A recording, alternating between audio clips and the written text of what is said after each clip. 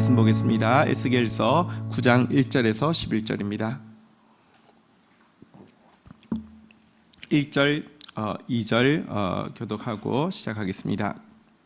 또 그가 큰 소리로 내 귀에 외쳐 이르시되 이 성읍을 관할하는 자들이 각기 죽이는 무기를 손에 들고 나오게 하라 하시더라. 2절 같이 읽겠습니다. 내가 보니 6사람이 분향한 윗문 길로부터 오는데 각 사람의 손에 죽이는 무기를 잡았고 그 중에 한 사람은 가는 배 옷을 입고 허리에 서기관의 먹그릇을 찼더라. 그들이 와서 놋제단 곁에 서더라.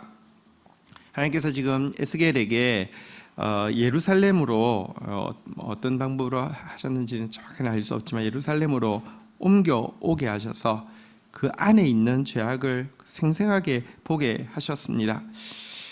나라를 사랑하고 나라가 망하지 않기를 누구보다도 원하는 사람들이 선지자입니다.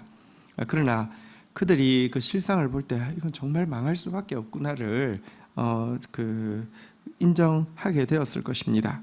이제 하나님께서 큰 소리로 이제 이 성읍을 관할하고 있는 천사들을 소환하게 되었습니다. 자, 그러자 여기 이제 북향한 윗문길로부터라는 표현이 나오는데요. 우리가 그 앞에서 본 바대로 아세라상이 세워져 있던 곳, 우상숭배가 예루살렘에서 시작되어진 그곳으로부터 6명의 이 예루살렘을 관할하는 천사들이 철퇴와 같은 살육하는 무기를 들고 등장하게 되었습니다.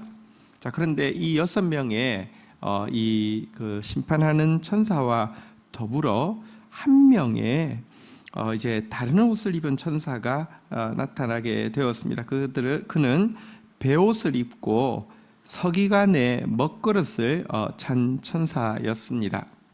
옛날에는 이제 뭘 쓰려고 하면 잉크가 지금처럼 안에 있는 게 아니니까 자꾸 이렇게 찍어서 써야 되다니까 이렇게 잉크를 담은 이렇게 그릇을 이제 찬 이 천사가 왔는데요.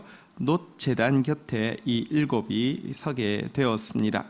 놋제단은 성경에서 계속 심판을 상징할 때 나타나는 표현입니다. 자, 이제 그들에게 명령 내리는 장면을 보겠습니다. 3절, 4절 교독하도록 하겠습니다. 3절 제가 읽습니다. 그룹에 머물러 있던 이스라엘 하나님의 영광이 성전 문지방에 이르더니 여호와께서 그 가는 베옷을 입은 서기관의 먹그릇을 찬 사람을 불러 4절 읽겠습니다. 여호와께서 이르시되 너는 예루살렘 성읍 중에 순행하여 그 가운데에서 행하는 모든 가증한 일로 말미암아 탄식하며 우는 자의 이마에 표를 그리라 하시기로. 자, 6명의 이 천사와 서기관의 먹그릇을 찬 또 천사가 딱 준비되어지자 하나님의 영광, 하늘의 보좌에 계시고 또 그룹들의 호의 가운데 계시던 이 하나님의 영광이 성전의 문지방에 임하였다, 이렇게 표현하고 있습니다. 이것은 중의적인 의미를 가지고 있습니다. 첫 번째는 하나님이 심판하기 위해서 이 성전까지 내려왔다는 의미를 가지고요. 동시에 성경에 보면 하나님이 계신 곳을 두 곳으로 이야기하는데 한 곳은 확실히 이제 보좌 위에 계신데 또 한 곳은 지상의 보좌가 지성소입니다. 하나님이 임하면 지성소에 임하여야 하는데요. 성전 문지방에 임했다는 것은, 성전 문지방이란 이제 그 성전이 시작하는 입구고 지성소는 제일 안쪽인데 하나님께서 이제 이 더럽혀진 예루살렘을 떠나기 위해서 지성소에 계시던 하나님의 영광이 성전 문지방까지 나왔다, 이런 의미를 가지고 있습니다. 실제 뒤에 보면 이제 하나님께서 이 하나님의 영광이 이제 지성소에서 문지방을 지나서 이제 이 감람산을 넘어서 떠나시는 그런 장면을 보게 됩니다. 범죄하고 있는 이스라엘 백성들은 하나님을 멀리 떠날 수밖에 없게 만들고 있음도 보여주는 것입니다. 어쨌든 하나님께서 이 성전 문지방에 임하셔서 먼저는 6명이나 되는 살육하는 철퇴를 가지고 있는 천사에게 명하기 전에 먼저는 한 명의 서기관의 먹그릇을 찬 베옷 입은 천사에게 명령하였습니다. 그 명령이 무엇입니까? 예루살렘을 먼저 돌아다니다가 그 가운데에서 일어나고 있는 이 우상 숭배, 가득한 우상 숭배로 말미암아 한번 따라하겠습니다. 탄식하며 우는 자, 탄식하고 우는 자 찾아서 그 이마에다가 표시를 하라, 이렇게 말씀하고 있습니다. 여러분, 하나님께서는 지금 이제 피할 수 없는 심판을 단행하려고 하시는데요, 그 가운데에서도 먼저 긍휼부터 베풀고 계신 것을 잘 보여줍니다. 이것이 하나님의 마음입니다. 그런데 누가 긍휼을 입습니까? 솔직히 말하면요, 우리 가운데 깨끗해서 흠이 없어서 의로워서 구원받을 사람 없습니다. 우리 가운데 구원받을 수 있는 근거는, 하나님의 긍휼을 이끌어내는 근거는 이 우상 숭배의 죄로 말미암아 탄식하며 우는 것입니다. 성경에 보면 롯을 의인이라고 칭하고요, 롯이 소돔과 고모라에 살 때에 그 불법한 자들의 그 가증한 일로 말미암아 탄식하고 고통하던 의인 롯이라고 이야기하고 있습니다. 우리가 사실 롯을 의인이라고 부르기에는 너무 부족함이 많습니다. 그러니까 이 물질적인 풍요를 보고 아브라함을 떠난 것은 롯의 결정이었습니다.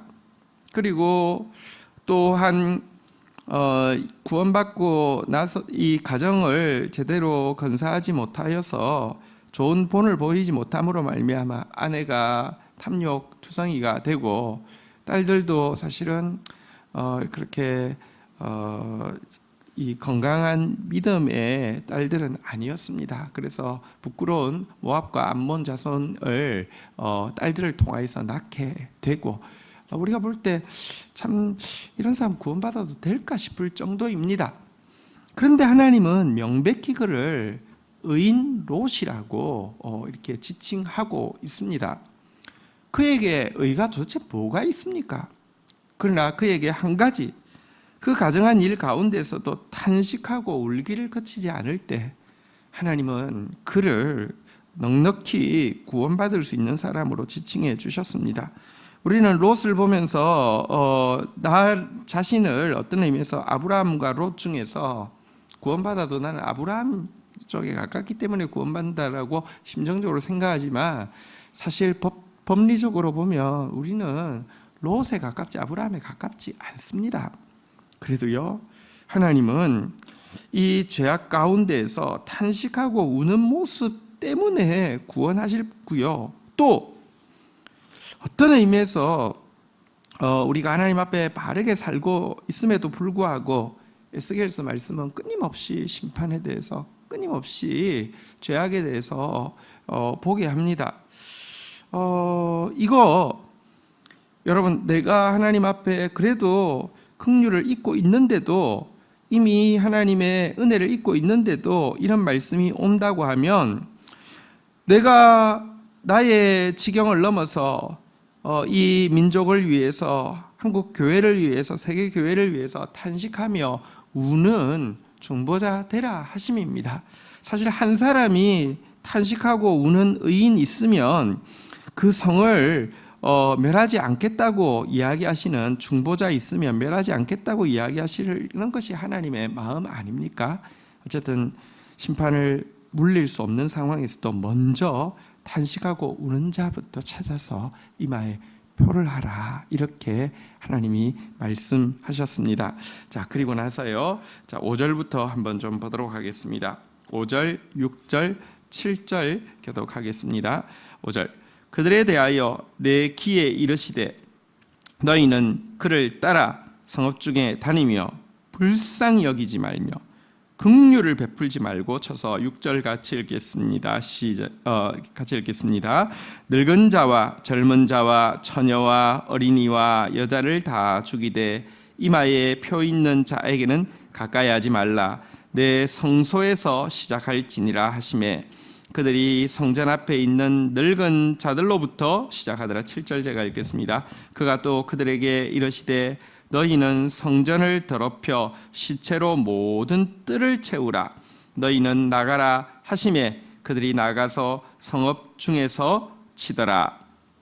자, 이 서기관을 보내시고 나서는 이어서 6명의 심판하는 천사를 보내시되 그를 따라다니라고 이야기합니다. 먼저 그가 지나간 자리에만 심판하라는 뜻이겠죠.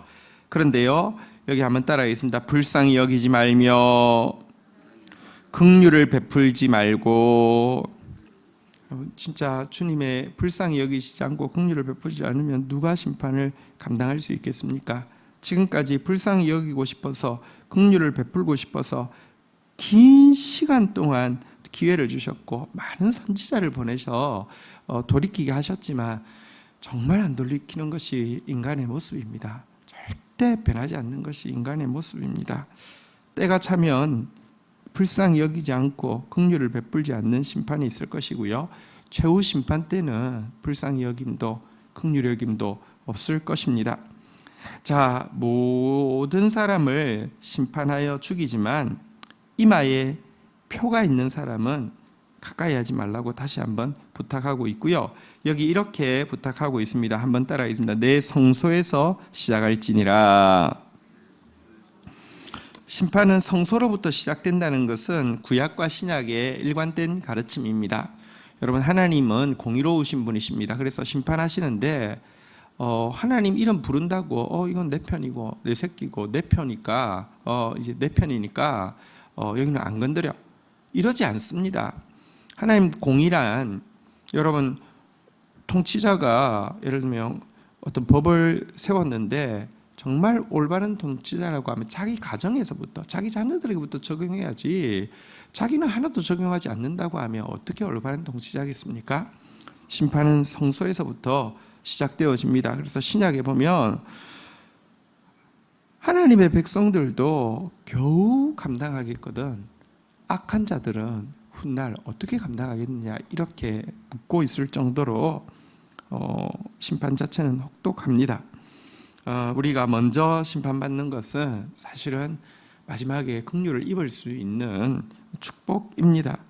그래서 오늘도 말씀 앞에서 탄식하고 울 수 있는 것, 오늘도 죄를 발견하고 하나님 앞에서 또 무너지는 것, 이거 자체가 긍휼을 입는 길입니다. 그리고 우리가 택한 백성이라는 증거입니다. 택한 백성이라는 증거는 무조건 잘 되고, 택한 백성이라는 증거는 징계가 없는 것이 아니라, 택한 백성이라는 증거는 남들보다 먼저 징계받고, 택한 백성이라는 증거는 이렇게 사생활은 안 때리지만 참아들은 때리잖아요. 때리는 것이 하나님의 자녀라는 증거입니다. 자, 그래서 성전에서부터 시작하되 성전 앞에 있는 늙은 자들, 우리가 본 바대로 25명의 제사장과 제사장 반열의 우두머리를 비롯한 이들로부터 시작될 것이다 라고 이야기하고 있습니다. 교회에서 직분은 감투가 아니라 사실은 많이 맡은 자에게는 심판이 크다고 이야기했습니다. 목회자가 권력이 되어지고 성직자가 이것 가지고 갑질하기 시작하면 여러분 반드시 하나님은 혹독하게 심판하심을 기억해야 할 것입니다. 자, 그래서 성전이 시체로 가득 채워지게 하라 이렇게 이야기했는데요. 성전이란 사실 우리 에스겔서 37장의 환상을 보았습니다.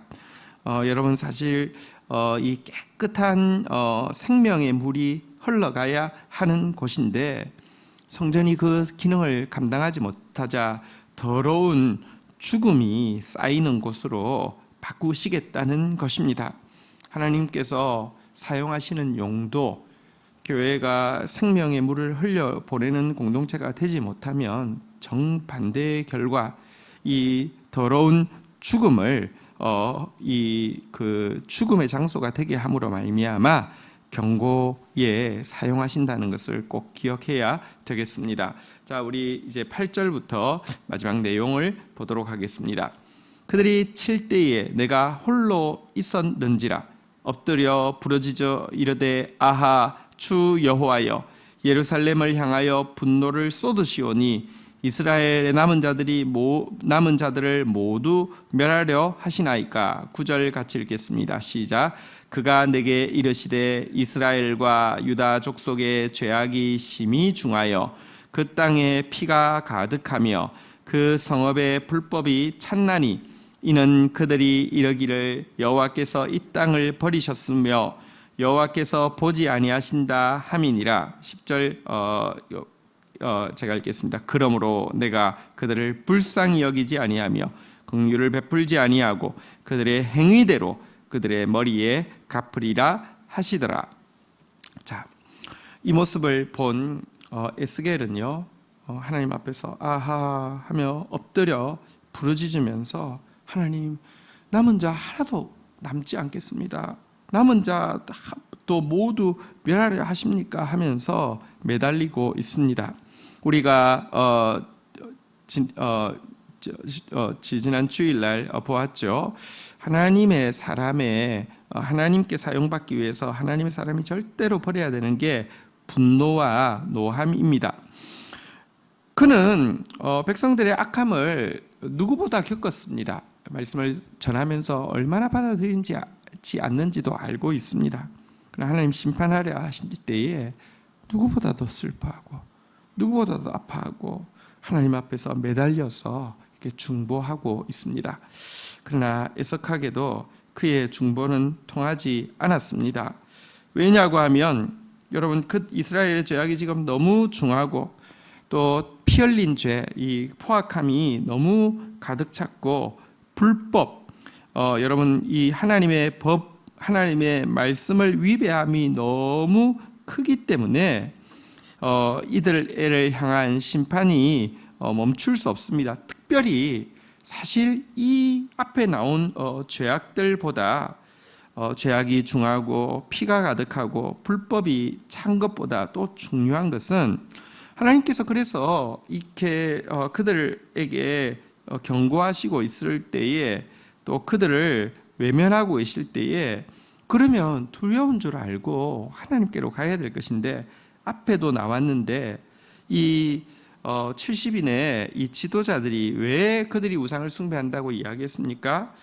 우리 19절에 본 바대로요, 여호와께서 이 땅을 버리셨고 여호와께서 보지 아니하신다. 그러니까 우리는 여호와 말고 딴 길 찾겠다. 여러분, 부모가 자녀에게 엄하게 대할 때 뭔가 잘못이 있을 때 엄하게 대하는 것인데 그때 어깃장을 놓고 왜 나한테 기분 나쁘게 하냐고 하면서 부모를 대들면서 부모를 떠난다고 하면 답이 없지 않습니까? 우리가 잘못했다고 하나님이 버리지 않습니다. 그런데 잘못했을 때, 징계하실 때, 잘못했을 때, 꾸짖으실 때 그 앞에서요 대들고 떠나버린다고 하면 심판을 피할 길이 없는 것입니다. 하나님 떠나는 것 자체가 저주고요, 하나님이 심판하지 않아도 떠나는 것 자체가 저주 중에 저주 아닙니까?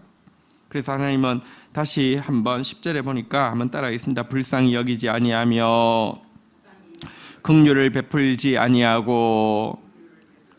그렇다고 하나님 감정 막 풀이한다는 뜻도 아닙니다. 그냥 이 자기 감정을 못 이겨서 쏟아낸다는 것이 아닙니다. 그들의 행위대로 그들에게 갚을 것이라고, 딱 그 행한 바대로 갚는다고 이야기합니다. 근데 그 행한 바대로 갚으면 감당할 수가 없습니다. 마지막 11절입니다. 같이 읽겠습니다. 시작. 보라, 가는 베옷을 입고 허리에 먹그릇을 찬 사람이 복명하여 이르되 주께서 내게 명령하신 대로 내가 준행하였나이다. 자, 이제 천사는 돌아왔습니다. 이 서기관의 천사는 돌아왔습니다. 이마에 표할 사람들을 다 표하고 돌아왔습니다. 하나님의 종들의 하나님 앞에 고백해야 될 유일하고도 가장 바른 고백은 이것입니다. 한번 따라하겠습니다. 주께서 내게 명령하신 대로 내가 준행하였나이다. 사역자의 승패는, 또 성도의 승패는 결과가 아닙니다. 분위기가 좋았습니다. 사람들의 반응이 좋았습니다. 사람들이 많이 모였습니다. 사람들이 좋게 이야기하더라고요. 이게 성공이 아닙니다. 사역자의 성공, 신자가 주님 앞에서 가장 성공된 고백은 주께서 내게 명령하신 대로 내가 준행하였나이다, 이것입니다. 오늘도 우리는 이 정말 긍휼 없는 심판을 때를 채우고 있는 한국 교회와 온 세계를 바라보고 있습니다. 코로나 사태를 통하여서 또 온 세계가 어떤 지경인지 우리가 보고 있고요.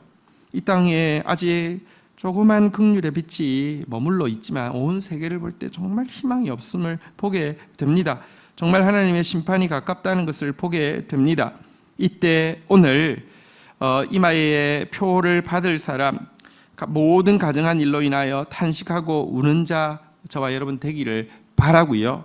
이마에 표를 표기한 서기관처럼 주께서 명령하신 대로 내가 준행하였나이다, 이 고백할 수 있는 저와 여러분 되기를 주의 이름으로 축복합니다. 주신 말씀 붙잡고 주님 앞에 기도하며 나가도록 하겠습니다. 같이 기도하시겠습니다. 하나님, 오늘 두렵고 떨린 말씀 앞에 또 서게 됩니다. 가득한 예루살렘의 우상 숭배로 인하여서 이제 드디어 철퇴를 가진 심판하는 처사가 또 나타남을 보게 됩니다. 하나님의 심판을 두려워하게 하여 주시고, 더 나아가 하나님 당신의 신부로 주님의 재림을 사모하는 자로 설 수 있도록 저희들을 붙들어 주시기를 간절히 간구하고 소원합니다. 우리 안에 가득한 죄악 앞에서, 또 하나님 말씀 앞에서 우리 죄악을 발견하면 발견할수록 우리가 할 수 있는 것이 무엇입니까? 하나님, 그런데 탄식하며 우는 자 구원하시겠다 하셨사오니 하나님, 알려주시는 죄악마다 붙잡고 탄식하며 우는 자 되어지게 하여 주시며, 또 나의 지경을 넘어서 이 땅과 민족 교회와 열방의 죄악을 인하여서 탄식하고 우는 중보자로 세워져 갈 수 있도록 저희들에게 은혜를 더하여 주시옵소서. 성소에서부터 이 심판이 시작되어진다 말씀하고 있습니다. 제사장들로부터, 이 늙은 성전 앞에 있는 늙은 자들로부터 심판할 것이라 말씀하셨사오니 다시 한번 두렵고 떨림으로 죄와 싸우게 하여 주시고 죄를 끊어내게 하여 주시고 말씀에 위배된 모든 것들 떨쳐버릴 수 있도록 인도하여 주옵소서.